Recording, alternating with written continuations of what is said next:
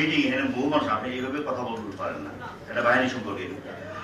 ওনার জিসানের বাবার মামলা হচ্ছে ঢাকায়, কথাটা বুঝতে হবে। আপনি এটা পলিটিক্স মঞ্চ না, ছাত্রদের উপরে আমি নিজেও আপনাকে বহু আগে ঢাকায় ছাত্র করে আসছি করেছেন না। এখানে কথা বলবেন যখন একটা ফর্মাল মিটিং এ যখন কথা বলবেন, তথ্য নিয়ে কথা বলবেন। তথ্য আপনি আমার কাছে আসেন, আমি দেখাই দেবো। আমরা তথ্য নিয়ে বলছি স্যার, সিস্টেম বিষয়ে আমরা তথ্য দিয়েও আমরা আসলে কোনো ভূমিকা পাই না। আমরা আপনারা দেখুন আপনার নিজের শত্রুকে আওয়ামী লীগ বানায় ধরার জন্য চেষ্টা করতেছেন, যাকে আপনার পছন্দ হয় না ওকে বেশি বানায়।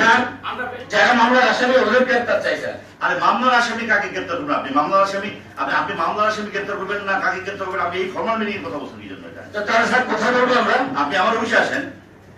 অফিসে আজকে আপনি বলছেন অবশ্যই আসবো, কিন্তু এর কিছু বলেন নাই, কখন আমরা আপনার সাথে দেখা হয় নাই।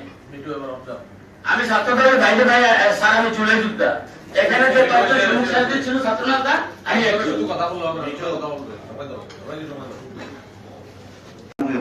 কথা বলার আগে একটু কথা বলাকে চিন্তা করবেন। আপনি কোন ধারণ ক্ষমতা কত? আমি 2 টাকা করে কিন্তু কালকে রাখতে পারবেন?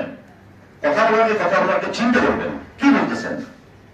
তোমাদের যেখানে ধারণ ক্ষমতা 2 লাখ লোকের 2 লাখ করে কিন্তু আমি রাখতে পারবেন? আপনি কথা বলার আগে একটা বাহিনী সম্পর্কে কথা বলার আগে, এই বাহিনীটা 5 আগস্টের পরে যেখানে কোথাও পুলিশ ছিল না, সে পুলিশ ঘুরে দাঁড়িয়েছে। ফ্যাসিস্টের লোকজন তো আছে এখন অনেকেই, প্রতিদিন চাকরি যাচ্ছে আমাদের। আমরা এবার জাতীয় নির্বাচন তুলে দিয়ে নাই, জাতীয় নির্বাচন হয়েছে না, এখানে নির্বাচন কি সুষ্ঠু হয় নাই? আমি আপনাকে বলেন, আপনি সরকারের কাছে অনুমতি দেন যে 12 ঘন্টা পুলিশ থাকবে না।